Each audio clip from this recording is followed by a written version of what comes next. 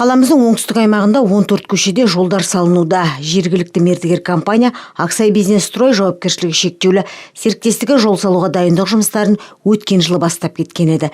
Белгіленген мерзім 14 ай. Жол салушы мекеменің жұмысшылары биыл ауа райының қолайлы болуына орай жұмыстарды мерзімінен бұрын бастаған.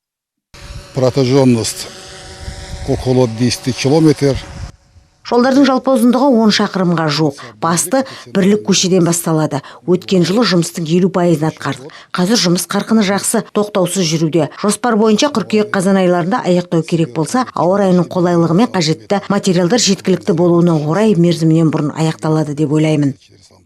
Аталмыш жоба моноқалаларды дамыту 2012-2020 бағдарламасына орай 1 миллиард 241 миллион теңге республикалық бюджеттен бөлінді. Мердігер мекеме жұмысқа пайдаланып жатқан материалдардың отандық тауарлар болуына да баса назар аударып отыр.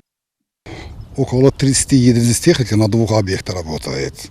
Техникамен 80 адам 2 ауысымда жұмыс жасауда. Жұмыс күші жетіңкіремейді. Асфальт бетон төсеушілер, механизаторлар, қосымша жұмысшылар керек. Жалақы тұрақты беріледі. Айына 160-170 мың теңге. Бөрлі ауданының жұмыспен қамту орталығы арқылы 30 адамды жұмысқа тарттық. Биылда қаламызда жол салу жұмыстары жалғасуда. Ағымдағы жылы Қызылтал көшелеріндегі жолдарды қамту жоспарда бар. Жайнагүл Жеңісқызы, Тимур Төлепбергенов, Азамат Бабақожаев, Қарашығанақ арнасы.